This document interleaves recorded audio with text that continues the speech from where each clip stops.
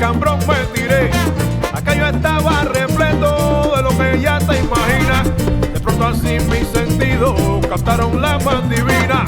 Entonces en ese momento que ahí yo me compliqué. Tu novio que andaba cerca, neta que lo acomplejé.